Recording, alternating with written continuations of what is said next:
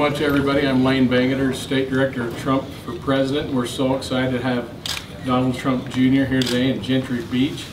We're going to give about 10 or 15 minutes media availability to hear Mr. Trump today. So thank you very much. Great. Gentry, you want to say anything? I think we're great. Thank you. Donald Trump Jr., everybody. Thank you. How you doing? Yes. Thank you, guys. Well, great to be here in Idaho. I love making it out west. I always joke I'm the first graduate of the Wharton School of Finance to move to Colorado to be a bartender. I did that for about a year and a half right after school. So I love the West. I love the Western states. I'm a big outdoorsman. So I was always drawn to this part of the world, and just excited to be here. It's really nice to be in a state where we're up by, I believe, 50. We shouldn't spend that much time in a state where you're up by 50, but I think we just want to thank the people who've been so supportive of everything that we've done, who've been helping us out here and frankly in all the other Western states, and we just wanted to thank them and encourage them to keep going, as we're always going to keep going. So maybe I'll open it up and talk, Mr. Trump, a question, please. Idaho has taken in many Syrian refugees, and this is a peaceful, low-crime state, nice place to live. Doesn't that fly in the face of what you and your father have been suggesting about the impact of refugees on society?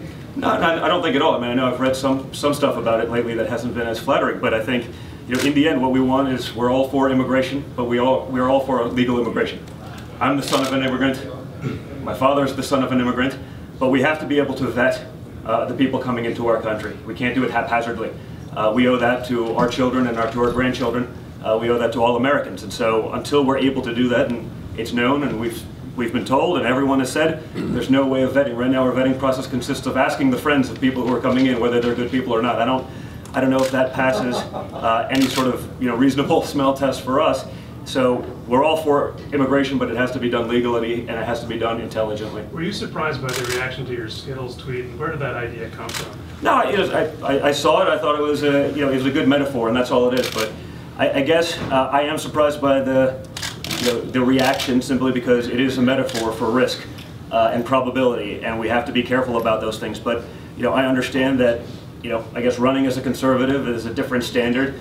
You've seen the media organizations add words to quotes that my fathers are saying while subtracting them from our opponents to try to change the narrative and the dialect. So I've gotten used to the fact that it's not a fair fight, and it won't be, and we'll just have to deal with that and keep going. And it's why candidly, there is less than a third of Americans trust the news media, because everything is about creating some sort of snarky comment, creating some sort of media following. It's no longer about reporting the news.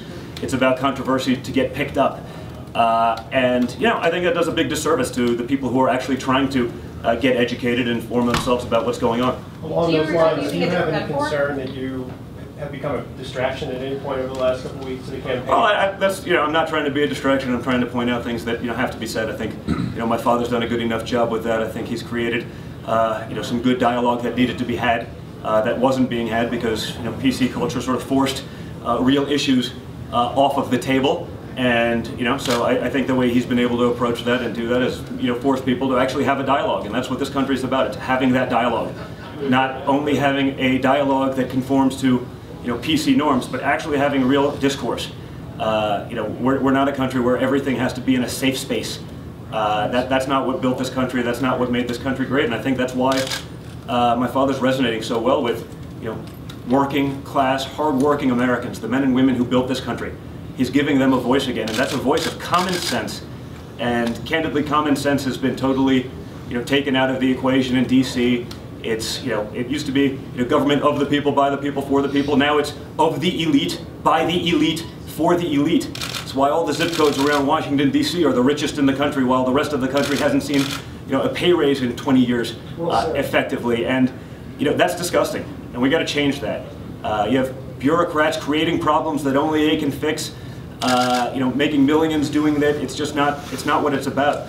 And so what we want to do is infuse that common sense back into government, back into DC. I think we need that. And again, it's why this is not a bipartisan. This is a partisan issue. I mean, both sides do this. This isn't Republicans don't do it, but Democrats do. I mean, DC has gotten very comfortable doing this, maintaining and living in their own little ecosystem, hollowed away from the rest of the world. And I couldn't be more honored to be part of my father's campaign. And again, I'm not a politician. I haven't been doing this. I build buildings for a living. but I see what he does, I see what he's doing, I see who he's resonating with, and it's why he's been able to get so many voters from the other side. People across the spectrum to say, you know what, that makes a lot of sense. To have a guy who's actually created real jobs, talking about job creation, as opposed to politicians talking about it like it's this magical unicorn. We just push a button and it just appears. You know, he's actually done this. He's had people's livelihoods and their families' well-being dependent on his success and the success of his company. So he's done that time and time again, and I know he'll do that for this country. Do you have any regrets about sending that tweet and using that particular metaphor? Listen, I don't want it to be a distraction, but you know, to me, it was a simple metaphor. You know, people will today make what they want of anything, and they see the worst in everything, and they look for subtext that doesn't exist. For me, you know, I guess I'm a straightforward guy. You know, I don't deal in microaggression where, you know, it takes a special kind of person to find, you know, whatever message they're looking for. So, you know, I don't want to be a distraction, but again, my message was, you know, very simple. We just have to be careful about what we're doing in this country. You called a group of people poisonous. I didn't call people poisonous. I used Do you it. think that that's potentially dangerous considering the divide? In the No, country? I think our opponent called, let's call it 100 million Americans deplorables for being sick of watching Washington, D.C. ship their jobs abroad, for racking up debt that we can't possibly cover. If we ran our households like the government runs this country, we'd all be living on the streets. So, you know, if a metaphor offends someone, I can understand that, and maybe that's the world in which we live today. But I'm not comparing someone to candy. I'm using it as it's a statistical thing. We have to be careful who we let in this country. You've seen what's going on in Europe. You've seen what's going on, and it's not just about terrorists. This is about the rape statistics that have gone on there. We have to be able to know who we're coming in our country, and we owe that to our children and grandchildren. With the debate on Monday, how do you expect it to differ from the Republican ones we saw? And you know, what's your father doing to prepare for that? Well, listen, he's been spending a lot of time. Again, he's not a politician. He's been doing this for a year now, and he's learning, and he's doing pretty damn well. I mean, he's done, you know, let's call it, if we're neck and neck, and many places showing we're actually ahead. You know, we've done that with 1/10 the staff, probably 1/10 the budget, a lot less of that Goldman Sachs kind of money. And we just last week broke the all-time record for a GOP candidate in small dollar donations, sort of actually very, you know, Bernie Sanders-esque. The real hardworking Americans getting an average check of $63. You know what? That to me means more than any of the other stuff, because that's the people we're actually speaking to. Those are the people who are disappointed in government and what it's done to them. And so to have those people doing that, guess what? That $63 means a lot more to that family than the $1 million does to the billionaire writing it to Hillary. And so, you know, to me, that's what this is all about. That's what we're fighting for, and you know, that's the most important. So it's just been an honor to be a part of that. We'll take one more question. Politico and the you said that you wanted to work for the Department of the Interior. Yeah. One of the biggest issues you'll be dealing with is water.